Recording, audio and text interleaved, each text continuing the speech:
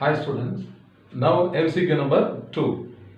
A thin semicircular conducting ring PQR of radius R.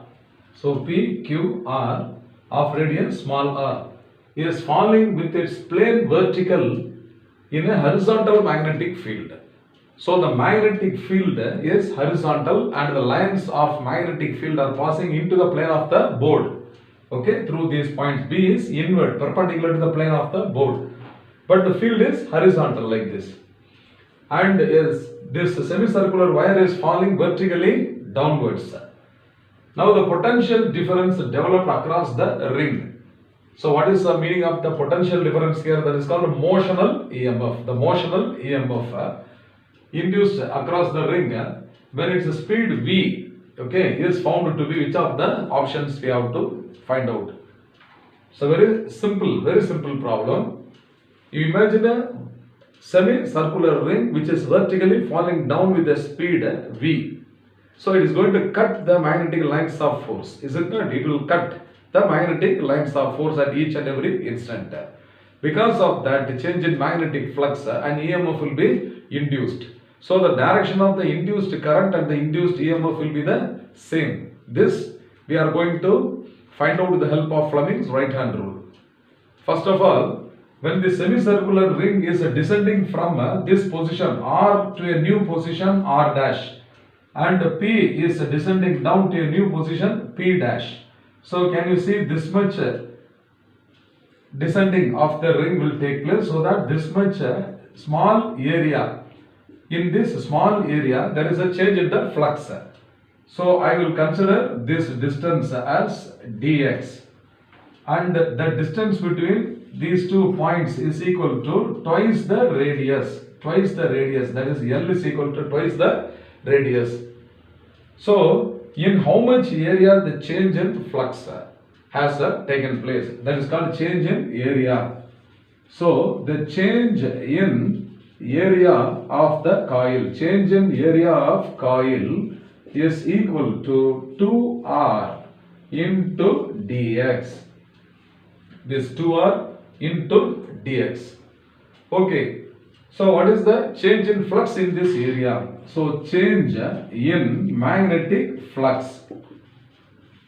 Change in magnetic flux in this area is taken as d phi. This d phi, change in flux, must be equal to magnetic field into change in area, B dot dA, and cos 0 is equal to 1, therefore B into dA. So by how much the flux has changed in this semicircular coil? So B into, instead of dA I can write 2R into dx. Okay, so now the induced EMF is given by epsilon. So this is equal to minus of d phi by dt. So this is equal to minus 2RB. I have written 2R into B into this dx by dt.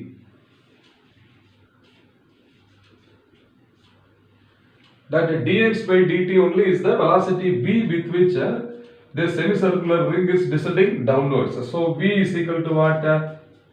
Dx by dt. So I am going to substitute dx by dt is equal to v. Therefore, induced EMF is equal to minus 2RB into v. This is the induced EMF. And by Fleming's right hand rule, if I stretch the thumb, forefinger and the middle finger, now you can see the forefinger is the magnetic field passing into the board, is it not? It is passing into the board. And downward, this is the direction of movement of the conductor. Can you see the middle finger is pointing towards the right side? Middle finger is pointing towards R. So this EMF E is acting from P to R, okay, from Fleming's right hand rule. You can see that this induced EMF is from P to R, okay. So this EMF is from P to R.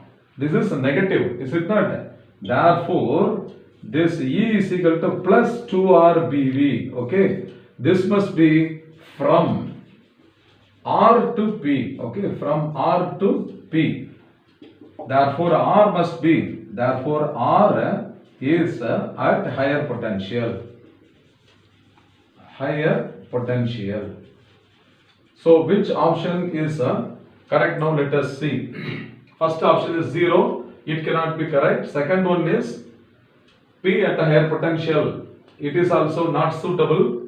Third one, magnitude itself is wrong because we get a magnitude of 2R Bv and option 4 may be correct. 2R Bv is the potential difference and R at the higher potential. So, R is at the higher potential. So, option D. Okay, option D is the correct answer. I hope you must have understood well. Fine.